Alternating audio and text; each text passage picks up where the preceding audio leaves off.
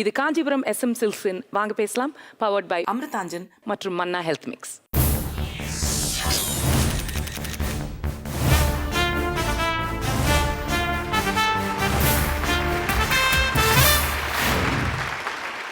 நம்மளுக்கு என்ன வயசானாலும் ஒரு வார்த்தையை கேட்ட உடனே மனசுக்குள்ள ஒரு சந்தோஷம், ஒரு சின்ன சிரிப்பு, அப்புறம் அப்படி பட்டாம்பூச்சி பறக்கிற மாதிரி ஒரு ஃபீலிங்.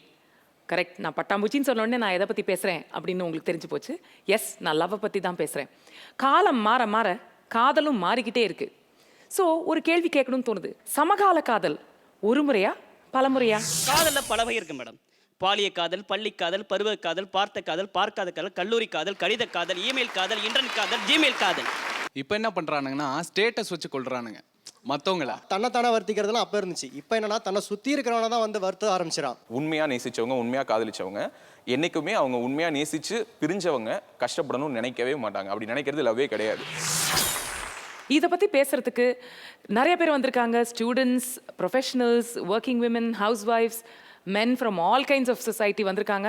ஸோ அவங்க என்ன சொல்கிறாங்கன்னு பார்க்கலாம். இது காஞ்சிபுரம் SM சில்க்ஸின் வாங்க பேசலாம், பவர்ட் பை அமிர்தாஞ்சன் மற்றும் மன்னா ஹெல்த் மிக்ஸ். ஸோ காதல் அப்படின்னா ஒரு முறை தான் வரணும் அப்படின்னு அடித்து சொல்கிறீங்களே, அதுக்கு காரணம் என்ன? என்னை பொறுத்த வரைக்கும் எப்படி வந்து இந்த நம்மளுடைய கலாச்சாரத்தில் திருமணங்கிறது வந்து எப்படி வந்து எல்லாருக்கும் ஒரு தடவை தான்ன்ற மாதிரியோ காதலுங்கிறது அந்த ஒரு புரிதல் ஒருத்தவங்க மேலே தான் வந்து உண்மையாக வரும். ஸோ நீங்கள் கலாச்சாரத்தை பேஸ் பண்ணி காதல் அப்படின்றீங்க. என்னை பொறுத்த வரைக்கும் பார்த்தீங்கன்னா காதல்ன்றது ஒரு முறை தான். ஒரு முறை நான் ஏன் சொல்கிறேன்னா, இப்போ நான் ஒருத்தனை லவ் பண்ணுறதுக்கு முன்னாடியே நான் நல்லா யோசிச்சிருப்பேன், இவங்கள நான் லவ் பண்ணலாமா, என் லைஃப் பார்ட்னர் இவன் செட் ஆவாங்களான்னு. ஸோ நான் இப்போ ஒருத்தரை யோசிச்சுட்டு நான் அவரை லவ் பண்ணதுக்கப்புறம் பிரேக்கப் ஆச்சுன்னா நான் ஒவ்வொருத்தரையும் அப்படி யோசிக்க முடியுமா? இவன் தான் என் லைஃப் பார்ட்னராக வருவானா, இவனை நான் கல்யாணம், எல்லாத்தையும் நான் அப்படி யோசிக்க முடியாது. ஒன்ஸ் நான் ஒருத்தரை லவ் பண்ணுறேன்னா லவ் பண்ணுறதுக்கு முன்னாடி அவனை பற்றி எல்லா டீட்டெயில்ஸுமே தெரிஞ்சுப்பேன். ஃபஸ்ட்டு நான் அவங்கள புரிஞ்சுக்கிறதுக்கு அப்புறம் தான் நான் லவ் பண்ணவே ஆரம்பிப்பேன். அந்த மாதிரி நான் லவ் பண்ணுறப்ப எனக்கு காதல் ஒரு முறையாக தான் இருக்கும். எதையுமே கேட்காம லவ் பண்ணுறவங்களுக்கு தான் அது பல முறையாக போகும். ஸோ ஃபஸ்ட்டு புரிஞ்சுக்கணும். நான் அவங்கள நல்லா புரிஞ்சுக்கிட்டேன்னா கண்டிப்பாக என் லவ் சக்ஸஸ் ஆகும். எனக்கு இன்னொரு லவ் தேவை கிடையாது. ரொம்ப அழகான பாயிண்ட் சொல்கிறீங்க. அதாவது நம்ம நல்லா புரிஞ்சுக்கிட்டு அதுக்கப்புறம் ஒரு கனெக்ஷன் நம்மளுக்கு பில்ட் ஆச்சுன்னா அது உண்மையை பேஸ் பண்ணி இருக்கிற கனெக்ஷன். நான் ரொம்ப அது வரைக்கும் நான் வந்து மனசை வந்து நான் அப்படியே கார்டில் வச்சுக்கிறேன். நல்லா புரிஞ்சுக்கிட்டு அதுக்கப்புறம் தான் நான் வந்து என்னையே அலவ் பண்ணுவேன் காதலிக்க அப்படின்றீங்க. ஷியர், கண்டிப்பாக. ஓகே, அந்த ஒரு செல்ஃப் கண்ட்ரோல் எல்லாருக்கும் இருந்தால் எவ்வளோ நல்லா இருக்கும். மேடம், லவ் வந்து நான் ஆல்ரெடி ஏகப்பட்ட பேர் லவ் பண்ணியிருக்கேன். பட் ஆனால் உண்மையான லவ்ன்றதை வந்து எப்போ புரிஞ்சுக்கணுன்னா, உண்மையான லவ் எனக்கு வந்தப்பனால தான் புரிஞ்சிச்சு. அதுவரை எனக்கு புரியவே இல்லை. பல பேர் பல விதமாக லவ் பண்ணியிருக்கேன். பட் அந்த ஒரு ஃபீல்ன்றது கண்ணுலேருந்து வந்து நான் ஃபீல் பண்ணியிருக்கேன் மேடம். அதாவது நீங்கள் பல பேரை காதலிச்சிருக்கீங்க, ஆனால் உண்மை காதல்னா என்னன்றது அப்புறமா தான் தெரிஞ்சு அப்படின்றீங்க. ஆனால் காதல் ஒரு முறையும் தான்றீங்க. காதல் ஒரு முறை தான் மேடம் வரும். அந்த காலமாக இருந்தாலும் இந்த காலமாக இருந்தாலும் எந்த காலமாக இருந்தாலும் காதல் அப்படிங்கிற ஒரு ஃபீலிங் ஒரு மனுஷனுக்குள்ள ஒரே ஒரு முறை மட்டும்தான் வரும். ஏன்னா அந்த ஃபீலிங் அவனுக்குள்ளே வந்துச்சுன்னு வச்சுக்கோங்களேன், அதான் அவன் லைஃபோட மிக மிக மிக சந்தோஷமான ஒரு ஃபீலிங்காக, ஒரு உணர்வாக அவன் உணர்வான். இப்போ நான் ஒருத்தர் லவ் பண்ணிட்டு இன்னொருத்தரை லவ் பண்ணால் நாளைக்கு வந்து அது ஒரு கேள்விக்குறிதாங்க மேடம். யாராக இருந்தாலும் ஜென்ஸாக இருக்கட்டும் லேடிஸாக இருக்கட்டும் ஒரு கேள்விக்குறியாக தான் இருக்கும். இவங்க வந்து என்னோட சுற்றிட்டு இருந்தாங்க, என்னோட பேசிகிட்டு இருந்தாங்க, இவங்க வந்து இன்னொருத்தரோட போயிட்டுருக்கிறாங்கன்னும் போது அந்த இடத்துல வந்துட்டு நம்ம அவமானப்பட வேண்டியதாக இருக்கும். ஆனால் அவமானப்பட வேண்டியிருக்கும் அப்படின்னு சொல்கிறது வந்து ரொம்ப ஸ்ட்ராங் வேர்ட். அதை வந்து இந்த சைடில், அதாவது பலமுறை அப்படின்னு சொல்கிறவங்க அவங்க என்ன ரியாக்ட் பண்ணுறாங்கன்னு பார்க்கலாம். அவமானம் அப்படின்றது நம்ம பார்க்குற விதத்தில் தான் இருக்குது. இன்னொருத்தரை பிடிக்கக்கூடாதுன்னு கிடையாது. எல்லாருமே ஒரு 2 இல்லை 3 பேர் மேலே ஒரு க்ரஷ்ஷாவது வச்சுட்டு வந்திருப்பாங்க இல்லைங்களா? இப்போ எத்தனையோ பேர் கல்யாணம் பண்ணிட்டு ஹஸ்பண்ட்ஸை லவ் பண்ணுறது இல்லையா? இருக்குல்ல, அப்போ அது லவ் இல்லைன்னு சொல்லிடுவாங்களா? சொல்ல முடியாது இல்லையா? ஸோ அவமானம் அப்படின்றது நம்ம எடுத்துக்கிறதுல தான் இருக்குது. யாரோ ஒருத்தர் நம்மளோட லைஃப்பை ஜட்ஜ் பண்ணுறதுக்கு நம்ம வாழலை. நம்மளோட ஹாப்பினஸ், எனக்கு யார் கூட இருந்தால் நான் ஹாப்பியாக இருப்பேனோ அதுதான் லவ். Correct, beautiful. ஹார்ட்டுக்குள்ள நிறைய பாக்கெட்ஸ் இருக்குது. நிறைய பேர் உள்ள குட்டி குட்டியாக ஸ்டோர் பண்ணி வச்சுருப்போம். அதில் யார் விஸ்தாரப்படுத்திக்கிட்டு பெரிய லெவலில் போகிறாங்களோ அதுதான் லவ். காதலில் பல வகை இருக்கு மேடம். பாலிய காதல், பள்ளி காதல், பருவ காதல், பார்த்த காதல், பார்க்காத காதல், கல்லூரி காதல், கடித காதல், இமெயில் காதல், இன்டர்நெட் காதல், ஜிமெயில் காதல். இத்தனை காதலையும் தாண்டி தான் மேடம் இப்போ நிறைய பேர் கல்யாணம் பண்ணுறாங்க. இல்லையா? உண்மை இல்லையா? அழகாக சொன்னீங்க. நான் ஒரு பொண்ணை லவ் பண்ணுறேன். இப்போ அவனுக்கு என்ன அந்த ஒரு கட்டத்துக்கு மேலே அவளுக்கு என்ன பிடிக்கல, எனக்கும் அவ்வளோ பிடிக்கலன்ற பட்சத்தில் I can't take that to the marriage. குழந்தை அதெல்லாம் நான் கொண்டு போனேன்னா 2 பேர் லைஃப் நரகமாயிடும். Beautiful, correct. ரொம்ப வேலிட் பாயிண்ட், ரொம்ப வேலிட் பாயிண்ட். ஸோ நம்ம வந்து அதோட விளைவுகள் வந்து ரொம்ப பெருசாகிறதுக்கு முன்னாடியே இப்போவே வந்து சரியா இல்லை, ஒர்க் அவுட் ஆகலை அப்படின்னு நிறுத்திக்கிறது தான் பெட்டர். ஆனால் அதுலேயும் வலி இருக்குது இல்லையா? மேடம், காதல் வந்து கட்டாயமாக பல முறை வரும். த்ரிஷா இல்லைன்னா நயன்தாரா. நீங்க சொல்றீங்களா? அப்படிதான் மேடம் இருக்கு இப்போ. அதாவது இப்போ லவ் எப்போ சக்ஸஸ் ஆகும் அப்படின்னா கல்யாணம் பண்ணிட்டா சக்ஸஸ் ஆகும்னு சொல்லுவாங்க. கிடையவே கிடையாது. இப்போ என்ன, ஒரு ப்ரப்போசல், அடுத்தது அது சரியா போகலையா, அடுத்த ப்ரப்போசல் வந்து இது டிஸ்போசல், அதுக்கு ப்ரப்போசல். ஓஹோ, ஒன்று டிஸ்போஸ் பண்ணுறதுக்கு ரெடியாக வச்சுக்கிட்டு அடுத்த ப்ரப்போசல். இதுதான் இப்போ யங்ஸ்டர்ஸ். இப்போ வந்து அவங்க சொல்கிற மாதிரி அவமானம்லாம் கிடையவே கிடையாது. கிடையாதுன்றீங்க. காதல் அப்படின்னு சொல்லும் போதே நீங்கள் சொன்னீங்களே பட்டாம்பூச்சி பறக்குதுன்னு, கண்டிப்பாக பறக்குது எனக்கும். காதல்னாலே சான்ஸ் இல்லைங்க, அதை எக்ஸ்பிரஸ் பண்ண வேர்ட்ஸே கிடையாது. காதல்ன்றது ஒரு முறை தான் வரும், நான் அதை கன்ஃபார்மாக சொல்லுவேன். அதுக்கு ஒரே ஒரு ரீசன் சொல்கிறேன் மேடம். ஒரு சின்ன கருத்து தான், இது உண்மையாக நடந்திருக்கு. ஒருத்தவங்க என் ஃப்ரெண்டோட லைஃப்பில் தான். எந்த ஒரு பையன் தன் அம்மாவை உண்மையாக மனசார ரெஸ்பெக்ட் கொடுத்து அன்பாக இருக்கிறானோ அந்த ஒரு பையன் என்றைக்குமே அந்த ஒரு பொண்ணை மட்டும் தான் காதலிப்பான். வேறு யாருமே அவன் காதலிக்க மாட்டான். அதாவது நீங்க வந்து ஒரு அம்மாக்கு மேல இருக்கிற மரியாதையே காதலுக்கு கனெக்ஷன் போடுறீங்க. கண்டிப்பா அம்மா மேல, அதாவது அம்மா மேல மரியாதையும் அன்பும் இருக்கிறவங்க வந்து கண்டிப்பா ஏமாத்தவே மாட்டாங்க. என்னை பொறுத்த வரைக்கும் காதல் அப்படின்றது ஒரு உணர்வு தான். அது வந்து ஒரு முறை வர்றது தான். அந்த ஒரு முறை வர உணர்வுக்கு பேர் தான் காதல். பல முறை வருது அப்படின்னா அதுக்கு பேர் வெறும் தேடலாக தான் இருக்கும். காதல் அப்படின்னாலே தேடல் தானே. நம்மக்கிட்ட நம்மளோட விழா எலும்பு எங்கேயாவது இருக்குமா அப்படின்னா எல்லாரும் தேடுறாங்க இல்லையா? ஸோ அந்த பட்டாம்பூச்சி பறக்கிற எஃபெக்ட் வந்து ஒருத்தர்கிட்ட தான் நாட் நெசசரி வரணும்னு இல்லையே. எனக்கு ஒரு விஷயத்தில் ஒருத்தரை பார்த்தோன்னு பிடிச்சிருக்கு, ஓகே இதில் நமக்கு மேட்ச் ஆகிறாங்க. ஸோ அங்கே தான் அந்த தேடல் ஆரம்பிக்கும். ஓகே நமக்கு இவங்க எல்லாத்துலேயும் செட் ஆகிறாங்களா அப்படின்னு சொல்லிட்டு. ஸோ அந்த தேடல் நான் தேடி நோக்கி போயிட்டுருக்கேன், பயணம் பண்ணிகிட்டு இருக்கும் போது ஓகே சில விஷயத்தில் வந்து இல்லை இது நமக்கான பர்சன் கிடையாது அப்படின்னு இருக்கும் போது நம்ம தேடிட்டு உடனே போகிறது கிடையாது. திருப்பி நாட்கள் நகர நகர எங்கேயோ போயிட்டு இருக்கும் போது யாரோ ஒருத்தர் நம்ம பண்ணுற மாதிரியோ ஒரு 2 செய்கையோ நமக்கு பிடிச்ச விஷயம் அவங்களுக்கு பிடிக்கிறதையோ பார்த்து இதுவும் நல்லா இருக்கே அப்படின்னு அவங்க மேலே ஒரு நோக்கம் வைக்கிறோம் பாருங்கள். அது நாளைக்கு அது காதலாக மாறவும் வாய்ப்பு இருக்குது. ஸோ காதல் அப்படின்றதே தேடல் தான். ஸோ அந்த தேடல் எங்கே நிறைவு பெறுதோ அந்த பர்சன் தான் நமக்கான ஒருத்தர்னு நான் ஃபீல் பண்ணுறேன். ஓகே, நான் வந்து காலேஜ் வந்து ஃபஸ்ட் இயர் அப்போ நான் லவ் பண்ணேன் ஒரு பொண்ணை. புனிதமான காதல். அந்த காலத்தில் அப்படி தான் நினச்சேன். புனிதமான காதல் தான் லவ் பண்ணிகிட்டு இருந்தேன். 4 வருடங்கள் நான் லவ் பண்ணிகிட்டு இருந்தேன். காலேஜ் முடிஞ்சுது. அதுக்கப்புறம் 5வது வருடம் காலேஜ் முடிய போகுது. அப்போ நம்ம ஃப்யூச்சரை தேடி போயிட்டு இருந்தோம். காலேஜிட்டு இருந்தால் 4 வருஷம் நல்லா எல்லாருக்கும் தெரியும், காலேஜில் எல்லாருக்கும் தெரியும் நான் லவ் பண்ணிகிட்டு இருந்தேன்னு. கரெக்டாக நம்மளோட ஃப்யூச்சர் தேடி அந்த ஃபைனல் இயர் ப்ராஜெக்ட் அப்போ வந்து என்னோடய பேக்ரவுண்ட் சம்திங் அதை பார்த்து அந்த வந்து காதல் வந்து அவள் விட்டு போயிட்டான். ஆனாலும் நான் இப்போ ஒரு 3 இயர்ஸ் போயிடுச்சு. அதாவது ஒரு கார்ப்பரேட் கம்பெனியில் ஒர்க் பண்ணுறேன். ஆனாலும் நிறைய பேரை பார்த்துருக்கேன். ட்ரெயினில் பார்ப்பேன், கேபில் பார்ப்பேன், பக்கத்தில் உட்காருவாங்க. பட் அந்த ஒரு ஃபீல், அவளை பார்த்து அந்த ஒரு ஃபீல் எந்த பொண்ணுக்கிட்டே இப்போ வரையும் வரல, வராது. லவ் அப்படிங்கிறது பல தடவை அப்படின்றீங்கல்ல. ஸோ இந்த மாதிரி வழியை பார்க்கும்போது நீங்கள் அவருக்கு என்ன பதில் சொல்லுவீங்க? அவர் சொல்கிறார் மேடம், அவர் சொல்கிற மாதிரியே எனக்கும் ஒரு காதல் வந்துச்சு. ஃபர்ஸ்ட் புனிதமான காதலாக இருந்துச்சு ஒரு பொண்ணு மேலே. ஆனால் 2 பேருமே வேறு மதம். சரி. அந்த பொண்ணு லவ் பண்ணுச்சு, நானும் லவ் பண்ணேன். அவங்க குடும்பத்தாருக்கு தெரிஞ்சவொடனே என்ன பண்ணாங்க, பிரேக்கப் ஆகிடுச்சு. ஸோ நான் அந்த பொண்ணையை நினச்சிக்கிட்டு நான் கொஞ்சம் காலம் இருந்தேன். ஆனால் அதை விட்டு அந்த கல்லூரியை விட்டு என்னை தூக்கிட்டாங்க, வேறு காலேஜ் போனேன். ஸோ நான் அந்த பொண்ணையே நினச்சிக்கிட்டு இருந்தேன்னா இப்போ என்னுடைய வாழ்வு என்ன ஆகுறது, என்னோட லைஃப் என்ன ஆகுறது? என் பேரண்ட்ஸ் என்னை பார்த்துக்கிட்டு இருந்தாங்க. ஆனால் அவர் வந்து சொல்கிறாரு, எனக்கு அவங்கள பார்க்கும்போது இருந்த ஃபீலிங் எனக்கு வேற யாரை பார்த்தாலும் இல்லையே. நான் ஃபஸ்ட்டு லவ் பண்ண பொண்ணு அந்த பொண்ணு தான். அந்த பொண்ணுக்கிட்ட இருந்த காதலும் அந்த கண்ணில் பார்த்த உணர்வும் எந்த பொண்ணிடமும் இருக்காது, இருக்கவே முடியாது. ஏன்னா வந்து எனக்கு நான் வந்து ஓப்பனாக சொல்கிறேன், இன்னும் கூட நான் லவ் பண்ணிட்டு இருக்கேன்னு நான் சொல்ல முடியும். நிறைய பொண்ணுகிட்ட பேசலாம், மெசேஜ் பண்ணலாம், ஃபேஸ்புக்கில் பேசலாம், கால் பண்ணி பேசலாம். ஆனால் அந்த ஒரு ஃபீல் இன்னும் என் மனசில் இருக்குது. அதனால் எந்த பொண்ணையும் எனக்கு கொடுக்க முடியல. அதுதான் அந்த ஃபீல். காதல் பற்றி தான் பேசுகிறீங்க. இப்போ அவங்க விட்டு போயிட்டான்னு சொல்கிறீங்க. இப்போ அவங்க மேரேஜ் பண்ணுறாங்க. இப்போ அவங்க மேரேஜ் பண்ண ஒய்ஃபையும் அவன் எக்ஸ்ட்ரா தான் நினைப்பாரா?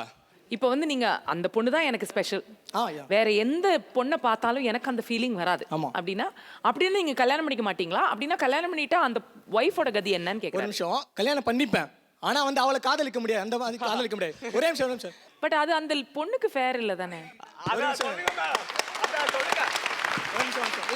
கண்டிப்பா ஒரு பாயிண்ட்ல அந்த ஒய்ஃபை நீங்க லவ் பண்ண ஆரம்பிப்பீங்க. மேம், அவர் வந்து இன்னொரு பொண்ணை கல்யாணம் பண்ணிப்பாருன்னா அது கட்டாயத்தின் பேரில் வர்றது. அவர் சொன்ன மாதிரி ஃபேமிலிக்காக ஜென்ரேஷன் டெவலப்மெண்ட் ஆகும். கல்யாணம்ன்றது ஒரு ஜென்ரேஷனோ ப்ராஜனிக்கோ பண்ணுறது அப்படிங்கிறது வந்து ரொம்ப ரொம்ப ஓல்ட் ஃபேஷன் வியூ. கல்யாணம் அப்படிங்கிறது ஒரு கம்பேனியன்ஷிப், ஒரு அன்பு, பாசம், ஃபேமிலி அது எல்லாத்துக்கும் தான் நம்ம பண்றது. ஜஸ்ட் ப்ரோக்ரியேட் பண்றதுக்காக கல்யாணம் பண்ணுன்ற அவசியம் அது கிடையாது. ஓகேங்க மேடம். நான் சொல்றது கல்யாணம் பண்ணிட்டோம், வேற வழி இல்லை அப்படின்னு சொல்லிட்டு அந்த பொண்ணு மேல நீங்க சொன்ன மாதிரி அவ கனவுகளோட வருவா அப்படின்னு சொல்லிட்டு அவ மேல அன்பு காட்டணும், பாசம் காமிக்கணும். அது வேற வழி இல்லைன்னு சொல்லிட்டு வர்றதுக்கும் தானா காதல்ன்றது தானா வர்றதுக்கும் டிஃப்ரென்ஸ் இருக்கு. ஸோ வேற வழி இல்லையே அப்படின்னு சொல்லிட்டு பண்ணி தான் ஆகணும். ஆனா நாங்க என்ன பாயிண்ட் சொல்றோம்னா, அந்த மாதிரி அன்பு மாத்திரம் காட்டிட்டு அந்த பொண்டாட்டிக்கு நான் என்னைக்குமே என்னோட புருஷனோட மனசுல இல்லை, யாரோ ஒரு பெண் தான் அவரோட மனசுல இருக்கா அப்படின்ற அந்த வலிங்கிறது உங்களால வாழ முடியாது அந்த வலியோட. ஸோ இப்போ வந்து ஒரு முறையா பலமுறையா அப்படின்றத பற்றி பேசிட்டு இருக்கோம். ஆனால் அந்த பலமுறை அப்படின்னு வரும்போது பிரேக்கப் அப்படின்னு ஒன்று வருது. ஆனால் அந்த பிரேக்கப் ஆகும்போது சில சங்கடமான சுச்சுவேஷன்ஸ்லாம் நடக்குது. அதை பற்றி பேச போகிறோம். ஆனால் ஒரு சின்ன கமர்ஷியல் பிரேக் அப்புறம் இது காஞ்சிபுரம் SM சில்க்ஸின் வாங்க பேசலாம், பவர்ட் பை அமிர்தாஞ்சன் மற்றும் Manna health mix. Welcome back. இது காஞ்சிபுரம் SM சில்க்ஸின் வாங்க பேசலாம், பவர்ட் பை அமிர்தாஞ்சன் மற்றும் மன்னா ஹெல்த் மிக்ஸ். சமகால காதல் ஒரு முறையா பலமுறையா அப்படின்றத பற்றி பேசிட்டு இருக்கோம்.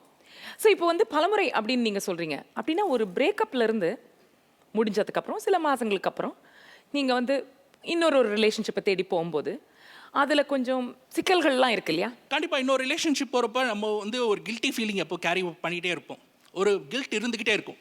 தப்பு பண்ணிட்டோமோ, மைட் பி நான் கொஞ்சம் ஒழுங்காக இருந்திருக்கலாமோ, மைட் பி நான் இப்படி இருந்தால் அவர் இருந்திருப்பாலோ, ஏன் இந்த ரிலேஷன்ஷிப் பிரேக் ஆச்சுன்ற தாட்டே என் மைண்டில் ஓடிக்கிட்டே இருக்கும் டெஃபினட்டாக.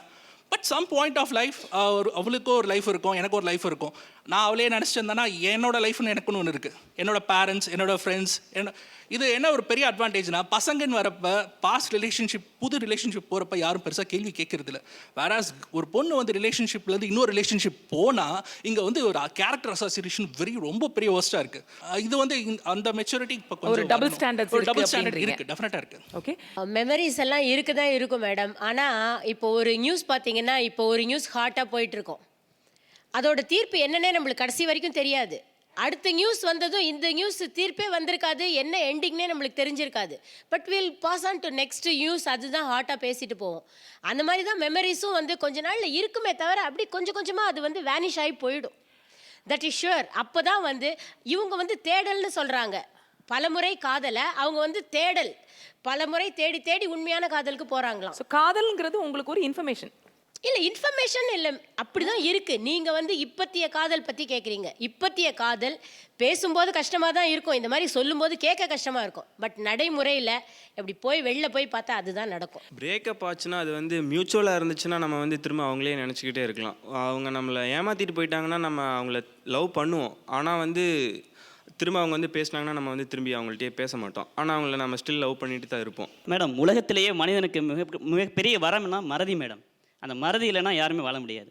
என்னுடைய காதலையே நான் காதலிச்சேன், என்னையே மறந்துட்டு இன்னொன்று தேடி போகும்போது நான் ஏன் மேடம் அதையே நினச்சிக்கிட்டு இருக்கணும்?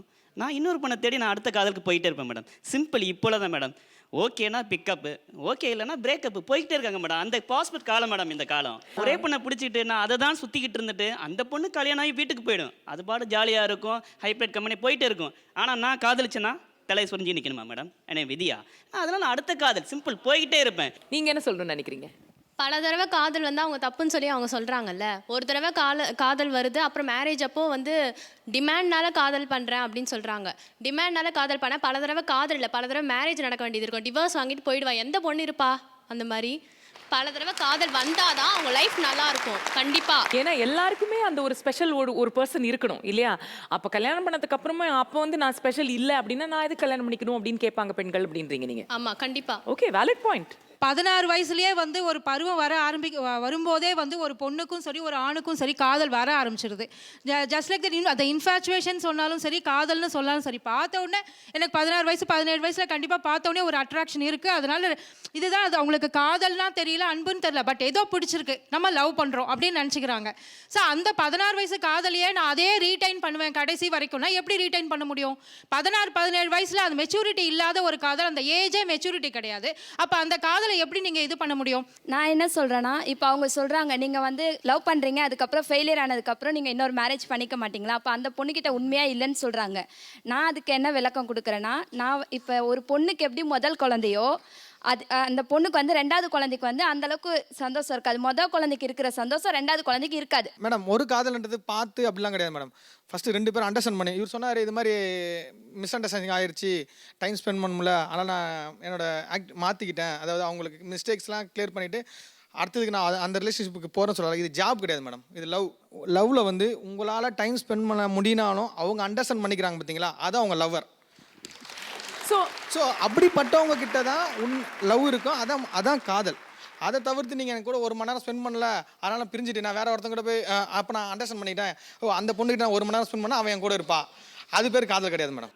ஸோ அதில் வந்து ஒரு புரிதல் இல்லாமல் ஒரு காதலை தேடுறது முட்டாள்தனம் அப்படின்றீங்க. அவர் வந்து லவ் பண்ணுவாராம், அப்புறம் அடுத்த காதல் தேடுவாராம், இதை மறந்துடுவாராம். இந்த மாதிரி மறந்துட்டு போயினே இருப்பாங்களா. ஆமாம், மனசு மாறினே தான் இருக்கும், மறந்துடும் சில விஷயங்கள். ஆனால் ஆழமாக சில விஷயங்களை பதியும் மேடம். அது மறக்காது, மறையவும் மறையாது. 16 வயசுக்கு முன்னாடி எனக்கு காதல் வந்திருக்கான்னு கேட்டிங்களே, காதல் வந்திருக்கோம் நீங்கள் சொன்னீங்க. 16 வயசுக்கு முன்னாடி வந்து காதலே வராது யாருக்கும். அது சும்மா க்ரஷ்ன்னு சொல்லலாம், அது இன்ஃபேக்சுவேஷன் சொல்லலாம். சின்ன வயசில் ஸ்கூலுக்கு போய் குழந்தைங்களை வந்து ஸ்கூல் போவாங்க, ஓகேவா, யூகேஜி ஃபஸ்ட் ஸ்டாண்டர்டில் அப்போ வந்து ஸ்கூல் போவாங்க. அப்போ வந்து பக்கத்தில் ஒரு பொண்ணு இருக்கும். அப்போல்லாம் சின்ன வயசு பிரைமரி ஸ்கூல்லாம் வந்து ஒரு பொண்ணு தான் பக்கத்தில் உட்காந்துருக்கும். அப்படி தான் உட்கார வைப்பாங்க. எங்கள் ஸ்கூல்லலாம் அப்படி தான் வந்து அப்போ தான் வந்து பொண்ணுங்கிட்ட பேச மாட்டாங்க. அந்த ஒரு இது அப்போ நான் படிக்கும் போதெல்லாம். ஸோ அந்த டைமில் வந்து நம்ம வந்து அந்த பொண்ணை அதான் இப்போ வீட்டுக்கு என்னை வந்து எங்கள் அம்மா கூட்டிகிட்டு போவோம், அந்த பொண்ணை நான் பார்ப்பேன். சின்ன வயசில் பார்க்கும்போது அது காதல்னு சொல்ல முடியாது, அது வந்து ஒரு இன்ஃபேக்சுவேஷன் தான் கன்ஃபார்மா. அதான் நீங்கள் இந்த சேம் பாயிண்ட் தான் நீங்கள் சொல்கிறீங்க. அதாவது அப்போ நீங்கள் அவங்க சொல்கிறத ஒத்துக்கிறீங்க. அதாவது நிறையா இருக்கு, ஆனால் அந்த உண்மையான ஃபீலிங் வந்து எனக்கு ஒரு தடவை தான் வந்துச்சு உண்மை வரையும் அப்படிங்கிறாரு. என் கல்யாணத்துக்கு அப்புறமும் அது இருக்கும், ஓகே, கல்யாணம் வரையும் அந்த காதல் வந்து இன்னும் மனதில் தான் இருக்கும். புரிஞ்சுதா? பலமுறை காதல் அப்படின்னாலும் சரி, ஒரு முறை காதல் அப்படின்னாலும் சரி, ஒரு ரிலேஷன்ஷிப்புக்கு குள்ள வந்ததுக்கு அப்புறம் அந்த 2 பேர் தான் இருக்கணும். அப்படி இல்லாமல் ஒரு 3வது பர்சன், அதாவது ஒரு ஆணோ பெண்ணோ, அந்த மாதிரி ஒரு ரிலேஷன்ஷிப் வந்து உங்களோட பார்ட்னருக்கு இருந்துச்சுன்னா, ஒன்று அதை எப்படி கண்டுபிடிப்பீங்க, 2வது அதை எப்படி டீல் பண்ணுவீங்க? ஃபிடெலிட்டியை பற்றி சொல்கிறேன். மெசேஜ் பண்ணிகிட்டே இருப்பாங்க, அவங்களுடைய பிஹேவியர்ஸ் எல்லாம் ரொம்ப மாறும். நம்ம எங்கே வெளி கமிட்மெண்ட்ஸ்க்கு நம்ம எங்கன்னா கூப்பிட்டோன்னா வரமாட்டாங்க, மேக்ஸிமம் அவாய்ட் பண்ணுவாங்க. ஃபஸ்ட்டு எதுனா வந்து நம்ம வந்து பேசிகிட்டு இருக்கோம்னு நினச்சிக்கோ, நம்ம வந்து மீட் பண்ணுறோம், நம்ம காதலியோட நம்ம வந்து அந்த நொடியில் வந்து மீட் பண்ணிட்டு இருந்தோம். அவங்களுக்கு வந்து நம்மக்கிட்ட பேசாமல் அவங்க வந்து மொபைல் எடுத்து நோண்டினாங்கன்னா கன்ஃபார்மாக வந்து அது ஒரு வாய்ப்பு. அதுக்கப்புறம் நம்ம பிளான்ஸை ஸ்கிப் பண்ணுவாங்க மெயினாக. ஸோ இதே மாதிரி இந்த மாதிரி என்னென்ன வார்னிங் சைன்ஸ்? செகண்ட் ஃபோன் வச்சுருப்பாங்க, செகண்ட் சிம் வச்சுருப்பாங்க, அவங்ககிட்டயும் பேசுவாங்க. ஓஹோ, ஸோ அது ஒரு எக்ஸ்ட்ரா ஃபோன், திடீர்னு ஒரு எக்ஸ்ட்ரா ஃபோனை கண்டுபிடிச்சிங்கன்னா அது வந்து ஒரு வார்னிங் சைன் இல்லையா? ஓகே, பொய் ஜாஸ்தியாக வரும் மேம். யூஸ்வலாகவே டெய்லியுமே கரெக்டான டைமுக்கு வீட்டுக்கு வரவர், எம்டியோட மீட்டிங் இருந்துச்சு, ஃப்ரெண்ட்ஸோட பார்ட்டி, அந்த மாதிரி. பட் அந்த மாதிரி எதுவுமே இருக்காது. அவங்களோட அந்த 3rd பர்சனோட டைம் ஸ்பெண்ட் பண்ணிகிட்டு இருப்பாங்க. அந்த மாதிரி இருக்கிறச்ச பொய் ஜாஸ்தியாக வரும். கல்யாணத்துக்கு அப்புறமும் இது நடக்கும், ஆனால் கல்யாணத்துக்கு முன்னாடியும் இது நடக்கும். ஸோ அந்த சைன்ஸ் என்னென்ன அதுவும் சொல்லுங்கள். எப்போவுமே ஆன்லைன்லேயே இருப்பாங்க, ஒரு மெசேஜ் கூட வராது சம்மந்தப்பட்டவங்களுக்கு. இது ஒரு சைன். யூஸ்வலாக நமக்கு வந்து நம்மளை சுற்றி இருக்கிறவங்கள நம்ம கூட இருக்கும் போதே அவங்களோட எப்படி பழக்க வழக்கங்கள் அந்த டிஃப்ரென்ஸ் நமக்கு தெரிஞ்சிடும். அது லவ்வர் அப்படின்னும் போது, லவ்வர் ரிலேஷன்ஷிப்னு வரும்போது இன்னும் க்ளோஸ்னஸ் அதிகமாக இருக்கும். ஸோ அவங்கக்கிட்ட ஒரு சின்ன டிஃப்ரென்ஸ்னாலும் ஈஸியாக நம்மளால் கண்டுபிடிச்சிட முடியும். இன்டைரக்டாக கம்பேர் பண்ண ஆரம்பிப்பாங்க, வித் அந்த பர்சனோட கம்பேர் பண்ண ஆரம்பிப்பாங்க, இல்லை பார்க்குற இடத்துலலாம் கம்பேர் பண்ண ஆரம்பிப்பாங்க. இதை எனக்கு செய்ய மாட்டேற, அவன் தான் செஞ்சிருப்பான், அப்படி இப்படின்னு கம்பேர் பண்ண ஆரம்பிப்பாங்க. அது ஒரு முக்கியமான ஒரு குறை கண்டுபிடிச்சிட்டே இருப்பாங்க. நம்ம லவ் பண்ணிட்டு இருக்கோம் அப்படின்னா வந்து நம்மளை அப்ரோச் பண்ண மாதிரி இருக்கும். வேற ஒருத்தங்க லவ் பண்ணுறாங்க அப்படின்னா டிபி ஸ்டேட்டஸ்லாம் வந்து அவங்களுக்கு இன்னொருத்தங்க அந்த பர்சன் சொல்கிறீங்களா அவங்களுக்கு ஒத்து போகிற மாதிரி வைப்பாங்க. அதை வச்சு கண்டுபிடிப்பேன் அப்படிங்க. சரி, சப்போஸ் நம்ம காதலிக்கிறவர் நம்ம கிட்ட உண்மையா இல்லை அப்படிங்கிற வார்னிங் சைன்ஸ் எல்லாம் பார்த்து கண்டுபிடிச்சிட்டீங்க, அதை எப்படி நீங்கள் டீல் பண்ணுவீங்க? அப்படி நம்மளை விட்டு போறவர் வந்து நம்மளோட காதலர் இல்லை, 2 பேரும் சேர்ந்து காதலிக்கிறது தான் காதல். சரி, நிச்சயமா ஓகே, விட்டுறணும் அப்படின்றீங்க. ஓகே, இது வந்து என்னோட லைஃப்பில் என் ஃப்ரெண்ட்ஸ்க்கு நடந்ததை நான் சொல்கிறேன். அவங்க வந்து 10 இயர்ஸ் லவ் பண்ணி மேரேஜ் பண்ணிக்கிட்டாங்க. ட்ரூ லவ் தான். பட் பொண்ணு வந்து பயங்கர லவ், அவங்க மேலே ஓவர் அஃபெக்ஷன் அவளுக்கு. பட் பையன் அப்படி இருந்தானான்னு தெரியல, ஆனால் 10 இயர்ஸ் லவ் பண்ணி மேரேஜ் பண்ணிக்கிட்டாங்க. அவங்களுக்கு ஒரு குழந்தையும் பிறந்துச்சு. 1 இயர் தான் ஒன்றா இருந்தாங்க. அதுக்கப்புறம் பார்த்தீங்கன்னா அந்த பையனுக்கு வந்து இன்னொரு பொண்ணு கூட அஃபேர் ஆயிருக்கு. ஸோ இவ அதை கண்டுபிடிச்சிட்டா. எப்படி கண்டுபிடிச்சான்னு பார்த்தீங்கன்னா, அவங்க டெய்லி பாஸ்வேர்டு சேஞ்ச் பண்ணிகிட்டே இருந்தாங்க ஃபோனில். ஸோ இவ கண்டுபிடிக்கும் போதெல்லாம் அந்த பாஸ்வேர்டு சேஞ்ச் ஆகிட்டே இருக்கும். ஸோ அப்போ அவள் கண்டுபிடிச்சதான் பார்த்தீங்கன்னா அவங்க இன்னொரு பொண்ணு கூட அஃபேர் இருந்தாங்க. ஸோ இவ கண்டுபிடிச்சிட்டு என்ன கேட்டானா, இந்த மாதிரி இன்னொரு பொண்ணு கூட இருக்க, நான் 10 இயர்ஸ் உன்னை லவ் பண்ணி நான் மேரேஜ் பண்ணிக்கிட்டேன், இப்படி என்னை ஏமாத்துற அப்படின்னு சொல்லி கேட்டிருக்கா. நீ இன்னொரு பொண்ணு கூட இருந்தாலும் ஓகே, நான் உன்னை மன்னிச்சிடுறேன். ஏன்னா அவள் ட்ரூவாக லவ் பண்ணியிருக்கா. நான் உன்னை மன்னிச்சிடறேன், இப்போ நீ அவளை விட்டுட்டு வந்தால் கூட நான் உன்னை ஏற்றுக்க தயாராக இருக்கேன்னா. இதுதான் உண்மையாக லவ் பண்ணுறது. அதாவது இங்கிலீஷில் சொல்லுவாங்க லெப்பர்ட் சேஞ்ச் இட்ஸ் ஸ்பாட்ஸ் அப்படின்னு கேட்பாங்க. ஸோ இது வந்து ஒரு பிஹேவியர் இது இல்லையா? அதாவது 10 வருஷமாக நான் ஒருத்தங்களை காதலிச்சுட்டு அதுக்கப்புறம் நான் இன்னொரு பொண்ணோட நான் அஃபேர் வச்சுக்கிறேன். ஸோ இது புத்திசாலித்தனம்னு நினைக்கிறீங்களா? இல்லை மேடம், இது வந்து புத்திசாலித்தனம்னு சொல்ல முடியாது.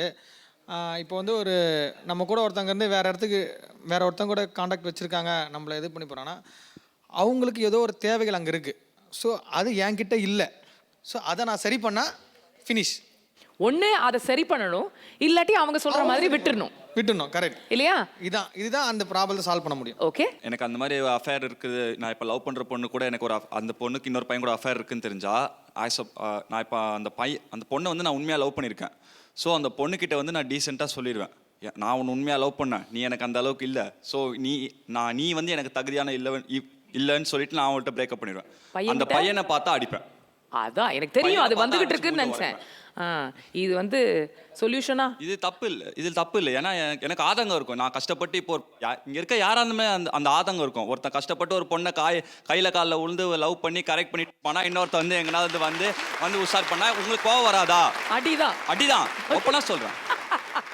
நான் என்ன சொல்கிறேன்னா, சம்மந்தப்பட்ட அந்த 3 பேருமே உட்காந்து பேசலாம். அது பேசி நான் என்ன சொல்ல வரேன்னு கேளுங்க. ஒரு பண்ணுக்கு நம்ம 3 பேர் அடிச்சுக்கிட்டு அந்த பண்ணை பிச்சு கொதறி அந்த பண்ணு யாருக்குமே இல்லாமல் போகிறதுக்கு 3 பேரில் உட்காந்து பேசி யார் ஜெயிக்கிறான்னு பார்த்துக்கலாம். 2 பேரையும் கேட்குறேன், பட் மெயின்லி உங்கள் சைடு தான் இதுக்கு பதில் சொல்ல முடியும்னு நினைக்கிறேன். ஒரு பிரேக்கப் ஆன உடனே ஒரு எக்ஸ் அப்படின்றது ஒருத்தங்க இருக்காங்க, அவங்கள இரிட்டேட் பண்ணுறதுக்காகவே சில விஷயங்கள் பண்ணது உண்டா? நான் ஸ்கூல் படிக்கும்போது லவ் பண்ணேன். +1 ஆரம்பிச்சு +2 வரைக்கும், காலேஜ் ஃபஸ்ட் இயர் வரைக்கும் அந்த லவ் போச்சு. அவள் வந்து எங்களுக்கு ஃபர்ஸ்ட் இயர் ஆனிவர்சரிக்கு ஒரு சில்வர் ரிங் கொடுத்தா. அப்புறம் எங்களுக்கு பிரேக்கப் ஆயிடுச்சு. அவள் ஒரு சம்மந்தமே இல்லாமல் ரீசன்ஸ்லாம் சொல்லி பிரேக்கப் பண்ண ஆரம்பித்தா. அப்புறம் என்ன பண்ணேன், ஃபோன் பண்ணி கால் பண்ணி என்ன இந்த மாதிரி உங்களை பார்க்கணும் அப்படின்னு சொல்லிட்டு வந்தேன். என்னால் பார்க்க முடியாது அப்படின்ற மாதிரி சொன்னால், ஆன் த ஸ்பாட் என்ன பண்ணால் அவள் கொடுத்த வெள்ளி மோதிரத்தை வீடியோ எடுத்து நீ வேணா ஒரு மண்ணாங்கட்டி வேணான்னு சொல்லிட்டு தூக்கி அடிச்சிட்டேன். அவங்க கொடுத்த க்ரீட்டிங் கார்டு கிழிச்சு அவங்க வீட்டு வாசலில் போட்டு போயிருக்கோம். அவ்வளோலாம் மெனக்கட்டணும்னு அவசியமே இல்லை. ஹாப்பியாக இருக்க மாதிரி காமிச்சிக்கிட்டாலே போதுமே. Happiness is the best revenge இல்லையா? அது மட்டும் இல்லாமல் அதுவும் இப்போ வேற சோஷியல் மீடியாலாம் எவ்வளோ பவர்ஃபுல்லாக இருக்குது. நான் சந்தோஷமாக இருக்கேன் அப்படின்னு காமிச்சிக்கிறதுக்கான நிறைய இன்ஸ்ட்ருமெண்ட்ஸ் இருக்குது நம்மளுக்கு. Oh I am very happy, oh I am doing this, அதான் இல்லையா? அது பண்ணாலே போதும். சரி, வேற என்ன? இல்லை, ஜென்ரலாக ஒரு கேர்ள் ஃப்ரெண்ட் பாய் ஃப்ரெண்ட் ரிலேஷன்ஷிப்பை நாட் டு டூன்னு ஒரு லிஸ்ட் வச்சுருப்பாங்க. இந்த பையன் கூட நீங்கள் ஃப்ரெண்ட்ஷிப் வைக்கக்கூடாது, பூஸ்ட் பண்ணக்கூடாது, இதெல்லாம் வெறுப்பேற்றுறதுக்காக அவங்க அந்த பசங்களை கூப்பிட்டு ஃபோட்டோ எடுத்துக்கிறது, பூஸ்ட் பண்ணி வெறுப்பு ஒரு பாரில் இருக்க மாதிரி ஃபோட்டோ எடுத்து போடுறது, அவளுக்கு என்னென்னலாம் நாட் டு டூன்னு சொன்னாலும் மொத்தத்தையும் எடுத்து பண்ணுறது. உங்களுக்கு பிடிக்கிறதோ இல்லையோ அதை நாங்கள் பண்ணிட்டு வேண்டியது. You are happy. ஓகே, வேற என்ன? உண்மையாக லவ் பண்ண அந்த பொண்ணு வந்து எனக்கு வெறுப்பு எடுத்துச்சுன்னா அதுக்கு முன்னாடி அதை விட சக்க ஃபிகராக கல்யாணம் பண்ணி அதுக்கு முன்னாடியே நான் கல்யாணம் பண்ணிவிடுவேன் மேடம். அவசரமா? ஆமாம், கண்டிப்பாக. அவளை விட அழகான ஒரு பொண்ணை பார்த்து கல்யாணம் பண்ணி உனக்கு முன்னாடி உன்னை விட அழகாக ஒரு பொண்ணை கல்யாணம் பண்ணி சந்தோஷமாக இருப்பேன் மேடம். உங்களுக்கு பிரேக்கப் ஆன அந்த டைமில் வாட்ஸ்அப் ஸ்டேட்டஸில் இன்னொரு நம்ம க்ளோஸ் ஃப்ரெண்ட் இருப்பாங்க, சின்ன வயசுலேருந்து கன்ஃபார்மாக ஒரு கேர்ள் ஃப்ரெண்ட் இருக்கலாம். ஸோ அந்த பொண்ணோட ஃபோட்டோ போடுறது, ஃபேஸ்புக்கில் பண்ணுறது, அந்த மாதிரி படத்தில் கன்ஃபார்மாக வெறுப்பாகி நம்மளை பிளாக் பண்ணுவாங்க. பிளாக் பண்ணலன்னா கூட பிளாக் பண்ணுவாங்க அந்த டைமில். பிரேக்கப் அப்படின்னாலே ஒரு வலி தான் இருக்கும். ஆனால் அந்த பிரேக்கப் நடக்கும்பொழுது நிறைய முட்டாள்தனமும் நம்ம பண்ணுவோம். ஸோ என்னென்ன முட்டாள்தனம் பண்ணுறோம் அப்படிங்கிறத பற்றி பேச போகிறோம். ஆனால் ஒரு சின்ன கமர்ஷியல் பிரேக். இது காஞ்சிபுரம் SM Silks வாங்க பேசலாம், பவர்ட் பை அமிர்தாஞ்சன் மற்றும் Manna health mix. Welcome back. இது காஞ்சிபுரம் SM Silks வாங்க பேசலாம், பவர்ட் பை அமிர்தாஞ்சன் மற்றும் மன்னா ஹெல்த் மிக்ஸ். சமகால காதல் ஒரு முறையா பலமுறையா? இப்போ இந்த சப்ஜெக்டை பற்றி பேசும்போது நம்ம ஒரு கெஸ்ட் கூப்பிடுறோம்னா அவங்க ஸ்பெஷலாக இருக்கணும்ல. ராஜவேல், ஆனால் வெல்கம்.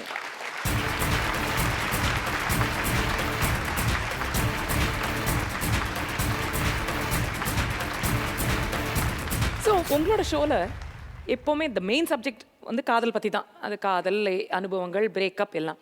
ஸோ நான் என்ன இவங்களை கேட்க போயிட்டு இருந்தேன்னா, பிரேக்கப்பில் என்னென்ன முட்டாள்தனம்லாம் பண்ணியிருக்காங்க அப்படின்னு நீங்கள் கேள்விப்பட்டிருக்கீங்க அப்படின்னு கேட்டேன். ஆனால் நீங்கள் வந்துட்டீங்கன்னா அந்த கேள்வியை நான் உங்களை தான் கேட்பேன் ஃபஸ்ட்டு. அதனால் நீங்கள் சொல்லுங்கள், உங்களோட ஷோவில் வந்து என்னென்னலாம் சொல்லியிருக்காங்க?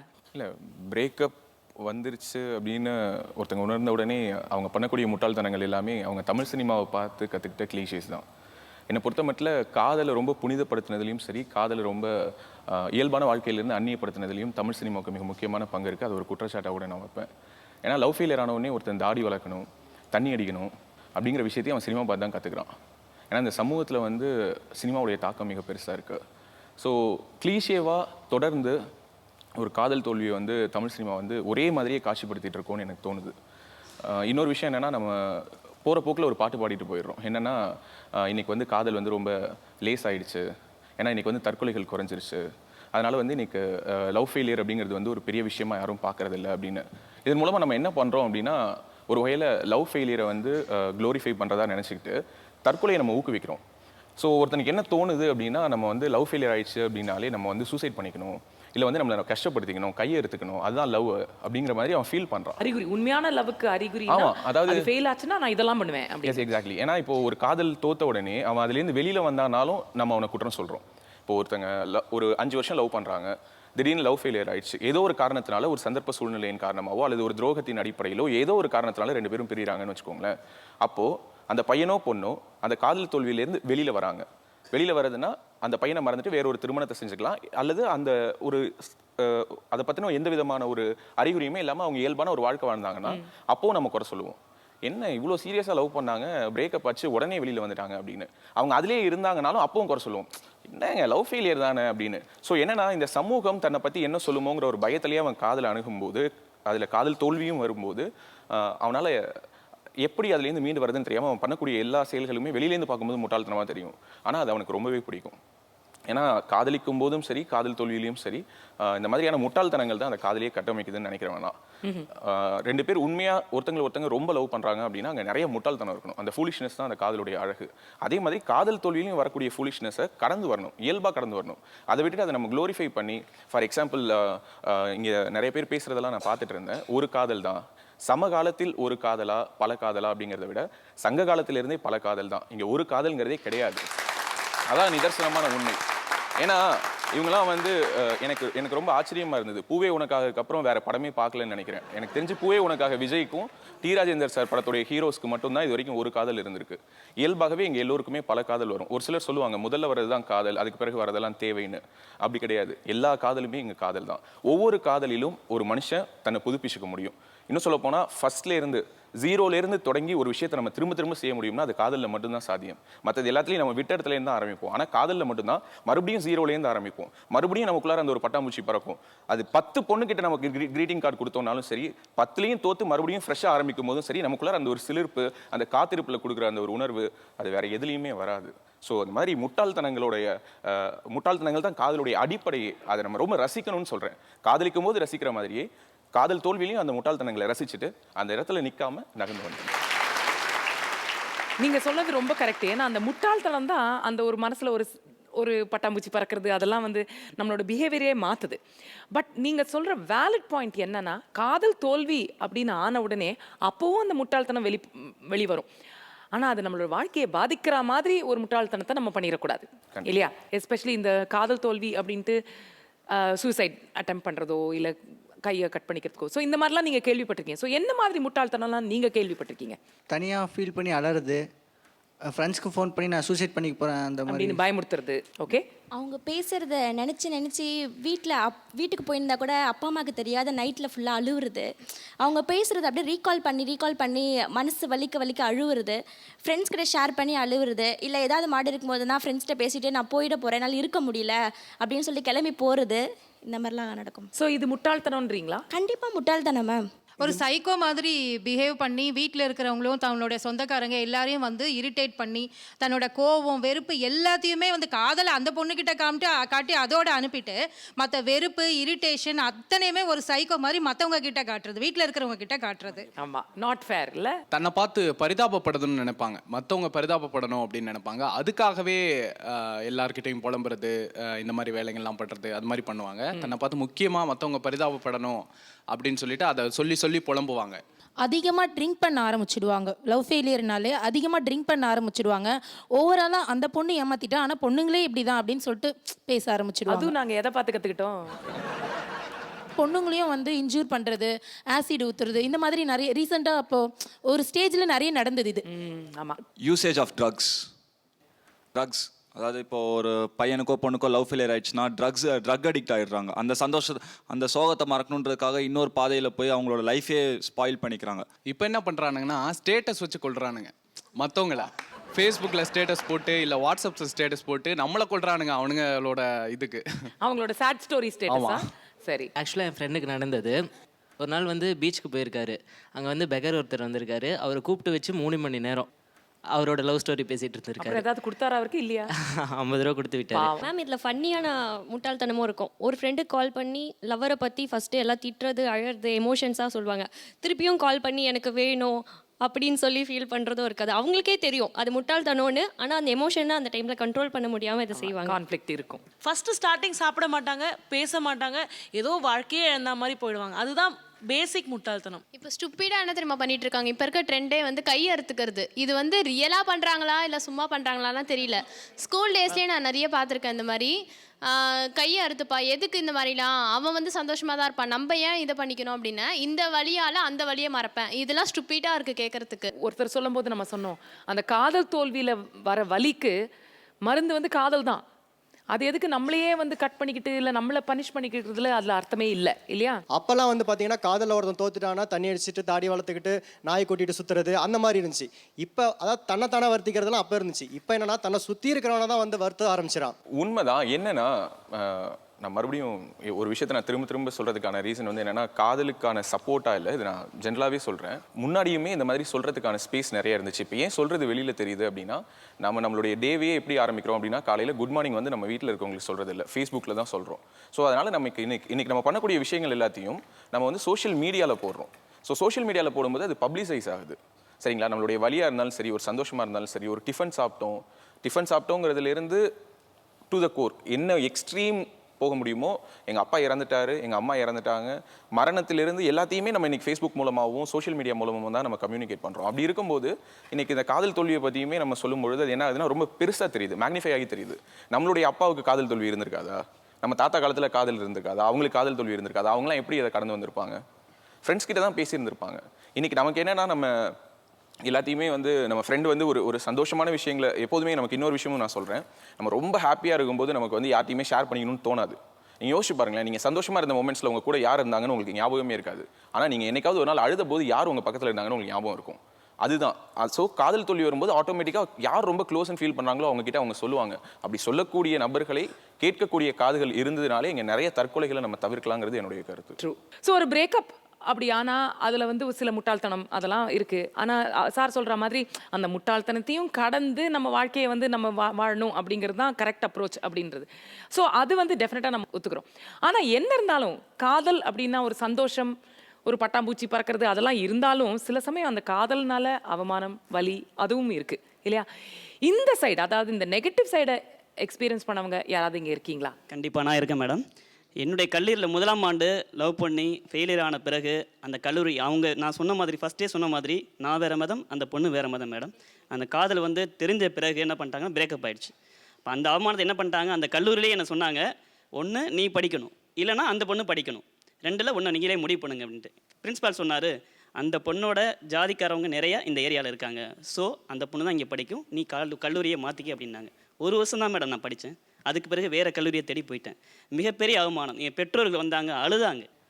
கண்டிப்பாக என்ன பண்ணாங்க, கல்லூரியில் சொன்னாங்க, பிரின்ஸ்பால்கிட்ட சொன்னாங்க, கரஸ்பாண்ட் எல்லாருமே சொன்னாங்க, இல்லை என் பையன் இங்கேயே படிக்கட்டும் அப்படின்னு சொல்லிட்டு சொல்லி என்னமோ அழுது பார்த்தாங்க, முடியலை. வந்து 8 மாதமாக ஆக்சுவலாக சின்சியராக லவ் பண்ணேன் நான், ஓகேங்களா. பட் ஆனால் இப்போ எல்லாருக்கும் வந்து ஒரு ரீசன் இருக்கும், உன்னை பிடிக்கல, இல்லை எனக்கு உன்னோட பெட்டராக ஒருத்தர் கிடச்சிட்டா நான் அவன் கூட போகிறேன் அப்படின்னு ரீசன் இருக்கும். பட் ஆனால் எனக்கு இன்ன வரைக்கும் அவன் ஏன் என்னை விட்டு போகிறான்னு ரீசன் எனக்கு இது வரையும் தெரில. எனக்கு ஆக்சுவலாக ரொம்ப சின்சியராக நான் லவ் பண்ணேன் நான்.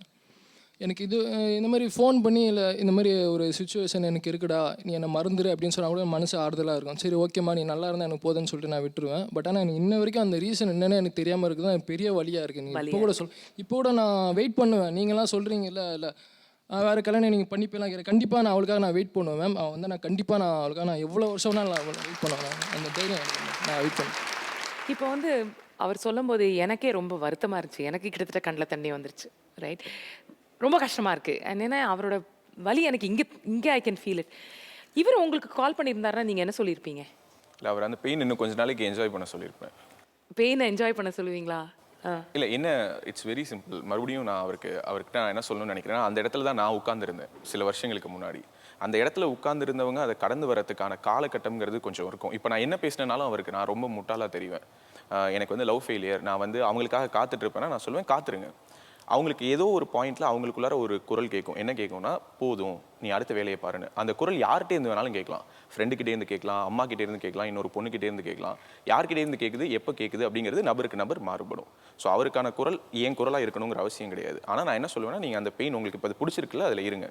ஆனால் ஹர்ட் பண்ணிக்காத, காயப்படுத்திக்காத, அந்த பொண்ணை போய் ட்ரபிள் பண்ணாத, அவங்க அம்மா அப்பாவை அசிங்கப்படுத்தாத, உன் அம்மா அப்பாவை அசிங்கப்படுத்தாத, உன் வேலை என்னவோ உன் இலக்கு என்னவோ அதை நோக்கி போய்கிட்டே இரு. மேபி உன்னுடைய ட்ராவலிங்கில் இன்னொருத்தவங்க உனக்காக ஒரு பொக்கேவோட வெயிட் பண்ணலாம். பிடிச்சிருந்ததுன்னா பொக்கே வாங்க, இல்லைன்னா போய்கிட்டே இரு. அவங்க வர வரைக்கும் வெயிட் பண்ணு. பிடிக்கவே இல்லையா, மறுபடியும் சொல்கிறேன், இங்கே காதலுடைய இறுதியாக நம்ம பார்க்குறது என்னென்னா, லவ் அப்படின்னாலே அது கல்யாணத்தில் போய் முடியணும்னு பார்க்குறோம். அது கிடையாது. நம்ம என்ன ஃபிக்ஸ் பண்ணிக்கிறோம்னா, love should end with marriage. அப்படின்னா என்ன, லவ் பண்ணலாம், என்ன வேணாலும் பண்ணலாம், அதுக்கப்புறம் பிரிஞ்சிடலாமா அப்படின்னா, அந்த என்ன வேணாலும் பண்ணலாம் அப்படிங்கிற ஒரு விஷயம் இருக்கு இல்லையா, அதுக்குள்ளார நம்ம வச்சிருக்கிற ஒரு சில கற்பிதங்கள் இருக்குல்ல, அதுதான் வந்து இங்கே வந்து எல்லா லவ்வும் மேரேஜில் போய் முடியணும் அப்படின்னு நம்ம பார்க்குறோம். என்னை பொறுத்த மட்டும் லவ் ஃபெயிலியர் அப்படிங்கிறது தான் இருக்கிறதுலேயே பெஸ்ட் ஒரு மோட்டிவேஷன் என்னை பொறுத்த மட்டும். இது வந்து நான் சும்மா பேசணுங்கிறதுக்காக சொல்லலை. என்னன்னா, இப்போ நிறைய பேர் கூட சொன்னாங்க பழி வாங்குவோம். எப்படி பழி வாங்கணும்னா, அவங்களுக்கு முன்னாடி வந்து பெட்டரான ஒரு பொண்ணை வந்து சூஸ் பண்ணணும், பெட்டரான பையனை சூஸ் பண்ணணும். சத்தியமாக சொல்கிறேன், நீங்கள் பெட்டரான பையனை பெட்டரான பொண்ணை சூஸ் பண்ணிங்கன்னா அந்த நேரத்தில் அவங்க கோவப்பட்டாலும் என்னைக்காவது ஒரு நாள் அவங்க உண்மையாகவே அவங்க மனசால சந்தோஷப்படுவாங்க. உண்மையாக நேசித்தவங்க, உண்மையாக காதலிச்சவங்க என்றைக்குமே அவங்க உண்மையாக நேசித்து பிரிஞ்சவங்க கஷ்டப்படணும்னு நினைக்கவே மாட்டாங்க. அப்படி நினைக்கிறது லவ்வே கிடையாது. ஸோ அவங்க எங்கே இருந்தாலும் நல்லா இருக்கணும்னு நினைப்பாங்க. இப்போ வந்து நம்ம என்ன முட்டாள்தனம் பண்ணுறோம், எப்படி ஹேண்டில் பண்ணுறது, அதை பற்றிலாம் பேசியிருக்கோம். ஆனால் நம்மளோட எக்ஸை வந்து நம்ம எங்கேயாவது திடீர்னு எதிர்பார்க்காம ரோட்டில் மீட் பண்ணோன்னா நம்ம எப்படி ரியாக்ட் பண்ணுறோம், அதை பற்றி பேச போகிறோம். ஆனால் ஒரு சின்ன கமர்ஷியல் பிரேக். இது காஞ்சிபுரம் SM சில்க்ஸ்ன்னு வாங்க பேசலாம். பவர்ட் பை அமிர்தாஞ்சன் மற்றும் Manna health mix. Welcome back. இது காஞ்சிபுரம் SM சில்க்ஸ்ன்னு வாங்க பேசலாம். பவர்ட் பை அமிர்தாஞ்சன் மற்றும் மன்னா ஹெல்த் மிக்ஸ். சமகால காதல் ஒரு முறையா பலமுறையா அப்படின்றத பற்றி பேசிகிட்டு இருக்கோம். இப்போ வந்து உங்களோட எக்ஸை எதிர்பார்க்காம ஏதாவது ஒரு சுச்சுவேஷனில் நீங்கள் மீட் பண்ணிட்டீங்கன்னா அப்போ உங்களுக்கு என்ன தோணுது, என்ன ஃபீல் பண்ணுறீங்க? It will be pack of mixed emotions. என்ன பண்ணணும்னு தெரியாது, கண்டிப்பாக எப்படி ரியாக்ட் பண்ணணும்னு கண்டிப்பாக ப்ரெடிக்ட் பண்ண முடியாது. In case if she is single, கண் முன்னாடி அப்படி எங்கேயும் போயிட்டு வந்துட்டுருப்போம், நம்ம எங்கேயாவது பார்த்துருவாளான்னு. In case if she is married, அந்த இடத்த விட்டு போக தான் பார்ப்போம். ஏன்னா நான் பிரியிறப்போ கூட என்னோட லவர் பிரியிறான்ற ஒரு கான்செப்ட் தான் இருக்கும். நான் நிறைய பேரை பார்த்துருக்கேன், நார்மலாக போய் பேசி எப்படி இருக்கேன்னு கேட்டு they are still friends, they are still in touch. அவங்களோட ஒரு நல்லது கெட்டதெல்லாம் தெரிஞ்சு ஹாப்பியாக ஃபீல் பண்ணுற மாதிரி நிறைய எக்ஸஸை நான் பார்த்துருக்கேன். என்னோட லைஃப்லேயே நிறைய பேர் பார்த்துருக்கேன். So they are all happy. கண்டிப்பாக அவங்க அடுத்தனுடைய மனைவியாக இருப்பாங்க. ஸோ அவங்கள கூப்பிட்டு முடிஞ்சால் ஒரு கப் காஃபி கொடுத்து நல்லா இருக்கீங்களா நலமாக விசாரிச்சுட்டு, ஓகே அந்த இடத்துல என்னுடைய ஃபீலிங்ஸ் எல்லாமே மூடி வச்சுட்டு திரும்ப வச்சுட்டு அவங்க இன்னொருத்தர் மனைவிங்கிற ஒரு மரியாதை மட்டும்தான் எனக்கு இருக்கு. அதை தான் நான் பண்ணுவேன். உங்ககிட்ட ஒரே ஒரு கேள்வி, மொத்தம் உங்களுக்கு எத்தனை லவர்? பழைய லவர் மொத்தம் எக்ஸ்னா மொத்தம் கேட்குறாரு. ஏமாத்த போறீங்க? நான் இது வரைக்கும் என்னதான் நிறைய பேர் ஏமாத்திருக்காங்க, யாரையும் ஏமாத்தல. ஏன்னா என்னுடைய கால சூழ்நிலைகள் ஒன்று ஒவ்வொரு லைஃப்ல சேஞ்ச் ஆகிட்டே வந்துச்சு. சரி, ஆனால் ஒரு நம்பர் அப்படின்னா மேடம் 15 மேடம். ஹார்ட். ஸோ நம்ம எக்ஸை வந்து ஏதாச்சும் ஒரு இடத்துல வந்து எதிர்பாராத நேரத்தில் ரொம்ப நாள் கழித்து சந்திக்கும் போது எல்லாருக்கும் ஒரு பர்சனலாக வர ஒரு உணர்வு என்னென்னா, ஒரு 2 நிமிஷம் ஒரு சைலன்ஸ் இருக்கும் மேம். அந்த கண்ணை பார்த்த உடனே வார்த்தைகள் இருக்காது, அது ஒரு வார்த்தைகளற்ற ஒரு மொழி அப்படி சொல்லாத. என் ஃப்ரெண்டு வந்து சொன்னது, எனக்கு எதுவும் இல்லை. அவன் ஃப்ரெண்டு வந்து அவங்க எக்ஸ் லவரை பார்த்துருக்கான். அதாவது சிக்னலில் வந்து எதர்ச்சியாக அவன் கேபில் இருக்கும்போது அவன் எக்ஸ் லவரை பார்த்துட்டு, இவங்க எல்லாருமே சொன்ன மாதிரி தான் ஒரு அந்த ஃபீலிங்ஸை என்னால் சொல்ல முடியாது. அவன் சொல்லத்தை நான் கேட்டேன். அவன் சொல்லும் போதே அவன் கண்ணிலேருந்து அழுவில், ஹார்ட்லேருந்து அழுதான். அது சைலண்ட்டாக ஆகிட்டேன் நான், என்னால் ஒன்றும் பேச முடியல. ஆனால் ஒரே கடைசியாக ஒரு லைன் சொன்னான், என் வாழ்க்கையில் சாவர வரைக்கும் நான் இனிமேல் அந்த பொண்ணை பார்க்கக்கூடாது. இதை பற்றி என்ன நினைக்கிறீங்க? ஃப்ரெண்டோட வழியை சொல்லும் பொழுது அது அவரோட வழி மாதிரி சொன்னார் இல்லையா, அதுதான் அந்த ஃப்ரெண்ட்ஷிப் இல்லை, அதுதான் லவ்வுடைய பெயின் சொல்ல வரேன். மேபி உங்களுக்கும் அவருக்குமான ஃப்ரெண்ட்ஷிப் கூட அதில் வெளிப்பட்டிருக்கலாம். என்னென்னா, அந்த பிரேக்கப்பை விட நம்ம லவ் பண்ணவங்கள இன்னொருத்தவங்களுடைய காதலியாக பார்க்கறது வலின்னா இன்னொருத்தவங்களுடைய மனைவியாக பார்க்கறது இன்னும் வலி. இது பெண்களுக்கும் பொருந்தும். ஸோ எல்லோருக்குமே மனசுக்குள்ளார என்ன ஒரு எண்ணம் இருக்கும் அப்படின்னா, அவங்க எங்கே இருக்காங்க, எப்படி இருக்காங்கன்னு தெரிஞ்சுக்கணுங்கிற ஒரு ஆசை இருக்கும். ஆனால் அவங்கள பார்த்துட்டோம் அப்படின்னா திரும்ப அவங்கள பார்க்கக்கூடாதுங்கிற ஒரு எண்ணம் தான் வரும். ஸோ அவங்க எங்கே இருக்காங்கன்னு தெரிஞ்சுக்கிற வரைக்கும் எங்கே இருக்காங்க எப்படி இருக்காங்கன்னு ஒரு குரல் ஓடிக்கிட்டே இருக்கும்ல. ஆனால் பார்த்த பிறகு நல்லா இருந்தாங்கன்னா, சந்தோஷமாக இருந்தாங்கன்னா அப்போவும் நமக்கு கோவம் வரும். ஆனால் அந்த கோவம் வந்து ஒரு டெம்பரரியான கோவம். ஓகே நல்லா இருக்கல்ல, என்னை மிஸ் பண்ணாலும் நீ நல்லா இருக்கல்ல அப்படிங்கிற ஒரு கோவம். ஓகே அப்படிங்கிற மாதிரி அது அப்படியே குறைஞ்சிரும். ஆனால் அவங்க கஷ்டப்படுறாங்கன்னு தெரிஞ்சதுன்னு வச்சுக்கோங்களேன், அது லைஃப் ஃபுல்லாக ஒரு மிசரபிளான ஒரு பெயின். அது அவ்வளோ ஈஸியாக கடந்து வந்துட முடியாது. அந்த மொமெண்ட் வந்து எப்படி இருக்கும்னா, நம்மளுடைய நெருக்கமான ஒரு நபர் அவங்க இறந்துட்டாங்கன்னா அந்த மரண வீட்டுக்குள்ளார போகும்பொழுது ஒரு வெப்பம் அப்படியே தகிக்கும் இல்லையா, அந்த ஒரு சூடு என்னன்னே தெரியாது, யார் பேசுறதும் நம்ம காதுக்குள்ளார கேட்காது. அந்த மாதிரியான ஒரு மரண வீட்டில் இருக்கிற ஒரு நிசப்தம் அந்த இடத்துல இருக்கும். அந்த வழியை நம்மளால் அவ்வளோ சீக்கிரத்தில் பேர் பண்ணி வெளியில் வரவே முடியாது. அதை கடந்து வர்றது ரொம்ப கஷ்டம். ஸோ உங்கள் ஃப்ரெண்ட் அன்னைக்கு எப்படி சொல்லியிருப்பாருங்கிறத நீங்கள் சொல்லும் போதே என்னால் உணர முடிஞ்சுது. அது ஒரு கொடுமையான வழி, அது யாருக்கும் வரக்கூடாத வழி கூட. வலியை பற்றி பேசிகிட்டு இருக்கோம். எனக்கு என்ன தோணுதுன்னா, நம்ம வந்து கடைசியில் நம்ம எத்தனை பேர் பார்த்துக்கிட்டு இருக்காங்க, காதல்னா வலி தான் அப்படின்ற ஒரு மெசேஜ் எங்கேயாவது கொடுத்துட போகிறோம். ஸோ கொஞ்சம் சந்தோஷமான எக்ஸ்பீரியன்ஸஸும் இருந்திருக்கும் இல்லையா காதலில். ஸோ அதை கொஞ்சம் எனக்கு சொல்லுங்கள், ஒரு நல்ல ஒரு சந்தோஷமான நோட்டில் முடிக்கலாம். இப்போ நான் இந்த சைடில் உட்காந்துருக்க, அதாவது காதல் வந்து ஒரு தடவைக்கு மேலே வரலாம் அப்படின்ற ஒரு விஷயத்துக்கு வந்து எனக்கு எப்போ வந்து கரெக்டாக அந்த பல்பு எரிஞ்சுதுன்னா, 7th படிக்கும்போதே எனக்கு ஒரு பொண்ணு மேலே க்ரஷ் இருந்தது. சரி. அந்த க்ரஷ் வந்து அப்புறம் நான் வேறு ஸ்கூலுக்கு போயிட்டேன். என்னை வந்து டிசிப்ளினரி ஆக்ஷனுக்காக வேறு ஸ்கூலில் மாற்றிட்டாங்க. அப்புறம் அந்த பொண்ணு அதே ஸ்கூலில் கண்டினியூ பண்ணிவிட்டு, அப்புறம் நான் காலேஜ் கல்ச்சுரல்ஸ் February 2nd, 2016 கல்ச்சுரல்ஸில், அவங்க காலேஜ் கல்ச்சுரல்ஸில் போய் நாங்கள் ஜாலியாக ஃபன் பண்ணிவிட்டு உட்காந்து பேசிகிட்டு இருந்தோம். திடீர்னு ஒரு ஃபோன் கால், யார் இந்த மாதிரி யார் அந்த ராங் நம்பர்னு சொல்லிட்டு அப்படின்னோடனே திடீர்னு அதுக்கு ஹலோ யாருன்னு நான் நார்மலாக பசங்கிட்ட பேசுகிற மாதிரி ஒரு ரகர்ட் வாய்ஸில் பேசினேன். அப்போ திடீர்னு ஒரு பொண்ணு குரல் கேட்டோடனே யாருங்க நீங்கள் அப்படின்னோடனே அந்த பொண்ணு அவங்க பேரை சொன்னோடனே அப்படியே ஒரு செகண்ட் ஒரு பாஸ். அந்த பட்டாம்பூச்சின்பாங்களே, அது செகண்ட் டைம் எனக்கு அது வந்துச்சு மறுபடியும். இப்போ வரைக்கும் அந்த பொண்ணு தான் நான் மறுபடியும் லவ் பண்ணுறேன். உங்களோட எக்ஸுக்கோ இல்லை கரண்ட் பார்ட்னருக்கோ ஒரு மெசேஜ் கொடுக்கணும்னா நீங்கள் என்ன மெசேஜ் கொடுப்பீங்க? அழகை பார்த்து லவ் பண்ணாதீங்க, மனசை பார்த்து லவ் பண்ணுங்க. லவ்ன்றது வந்து ஒரு ஏஆர் ரஹ்மான் மியூசிக் மாதிரி. ஸோ ஒரு காதல் முடிஞ்சு அடுத்து போய் நம்ம லைஃப்பை ஃபாலோ பண்ணி போயிட்டே இருப்போம். பட் அந்த மெலடி எங்கேயோ பிஜிஎம் மாதிரி பின்னாடி கேட்டுகிட்டே தான் இருக்கும். ஸோ எவ்ரி லவ் அந்த இன்டென்சிட்டியை பொறுத்து it will be remembered. So you are always remembered அப்படின்றது தான் அந்த வெரி ஸ்வீட். ஆக்சுவலாக அவங்களுக்கும் லவ்லாம் இருக்குது. ஆனால் அவங்க வந்து சொன்ன ரீசன் வந்து பேரண்ட்ஸ்க்காக அவங்களெல்லாம் எதுவும் கஷ்டப்படுத்த முடியாது அப்படின்னு தான் சொன்னாங்க. ஆனால் நான் இப்பயும் சொல்கிறேன், நம்ம வந்து நம்மளோட பேரண்ட்ஸை கண்டிப்பாக கன்வின்ஸ் பண்ணலாம், கண்டிப்பாக ஒத்துப்பாங்க. நம்ம கரியரில் செட்டில் ஆகிட்டோம்னா கண்டிப்பாக ஒத்துப்பாங்க. இப்போ வந்து நீங்கள்லாம் உங்களோட மெசேஜ் சொன்னீங்க.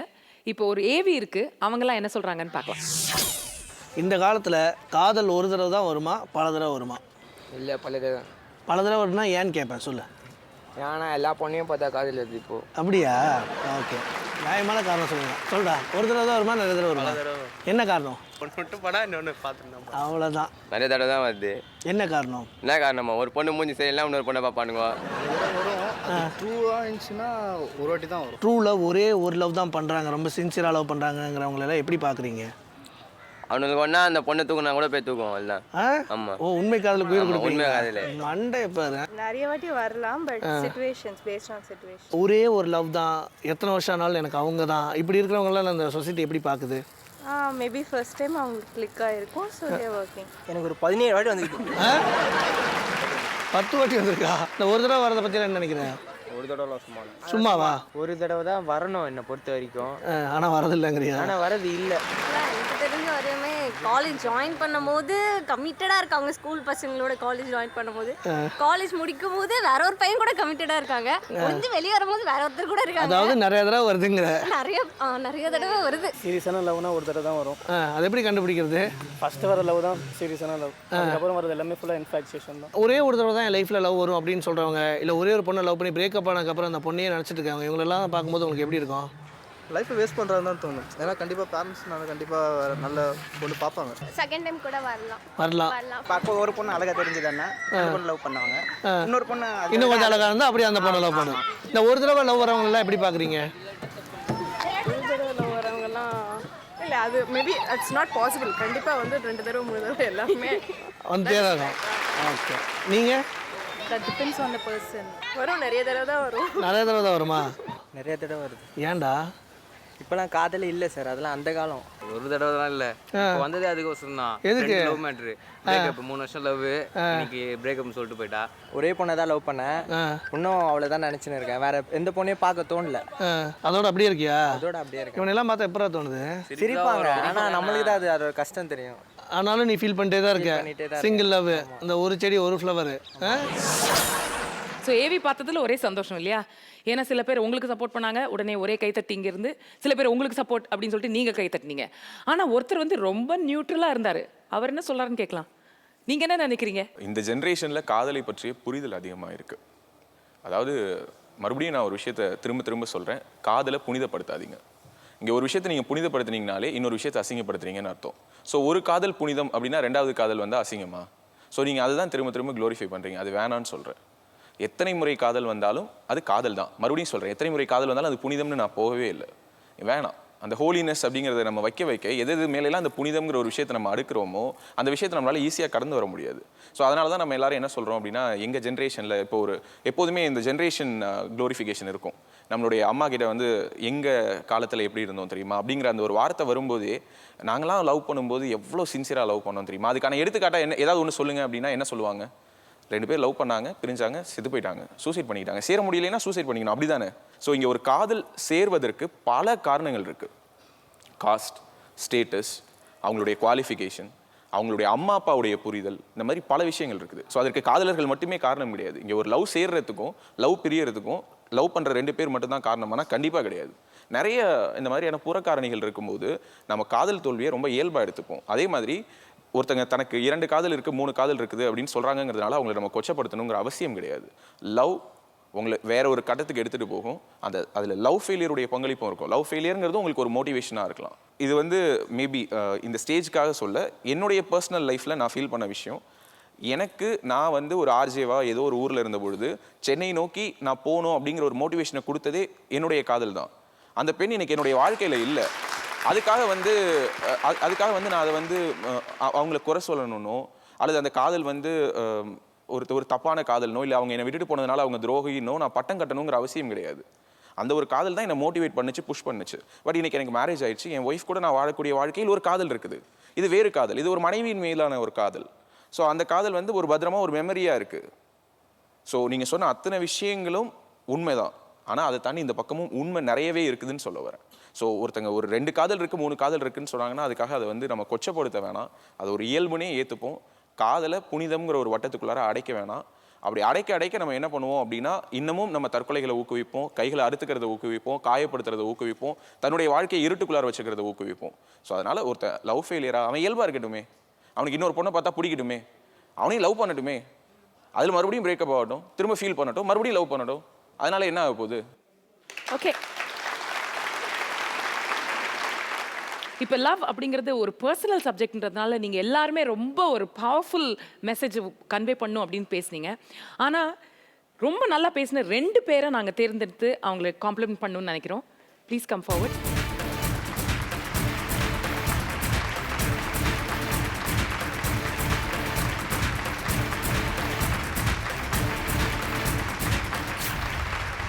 ஸோ உங்களுக்கு SM Silks வழங்கும் ஒரு கிஃப்ட் வவுச்சர் அண்ட் உங்களுக்கு அமிர்தாஞ்சன் வழங்கும் ஒரு gift hamper. Thank you. So thank you very much. நீங்கள் இங்கே வந்து ரொம்ப சென்சிபிளாக பேசுனீங்க. அதாவது ரொம்ப ரொமான்டிக்காக எல்லாரும் பேசினா ரொம்ப ப்ராக்டிக்கலாக பேச முடியாது அப்படின்னு நம்ம நினச்சோம். ஆனால் நீங்கள் 2மே பேசுனீங்க. ஸோ தேங்க்யூ வெரி மச் உங்களோட இன்புட்ஸ்க்கு. அண்ட் எல்லாரும் பேசுனதுலேருந்து நம்மளுக்கு என்ன தெரியுது, காதல் அப்படிங்கிறது ரொம்ப பர்சனலான விஷயம். இதுதான் கரெக்டு, இதுதான் தப்பு, ஒரு முறை தான் வரணும், பல முறை தான் வரணும் அப்படின்னு நம்ம எதுவுமே அழுத்தமாக சொல்ல முடியாது. ஆனால் காதல் நம்மளுக்கு நிறைய பாடங்களை கற்றுக் கொடுக்குறது. அந்த பாடம் தோல்வியாக இருந்தால் பரவாயில்லையே, அதுக்காக நம்மளை எதுக்கு வற்புறுத்திக்கணும்? வாழ்க்கை அப்படிங்கிறது ஒரு படகு, ஓட்டிகிட்டே இருக்கணும். ஸோ அந்த பாடத்தோட நம்ம இந்த எபிசோட முடிச்சுக்கலாம். நான் அடுத்த வாரம் உங்களை சந்திக்கிறேன். இது காஞ்சிபுரம் SM Silks வாங்க பேசலாம், பவர்ட் பை அமிர்தாஞ்சன் மற்றும் மன்னா ஹெல்த் மிக்ஸ். நேயர்களே, நீங்கள் சிறந்த பேச்சாளரா? உங்கள் அனுபவங்களை வாங்க பேசலாம் நிகழ்ச்சியில் பகிர்ந்து கொள்ள 9790888722 அல்லது 979077776967 என்ற தொலைபேசி எண்களில் தொடர்பு கொள்ளுங்கள்.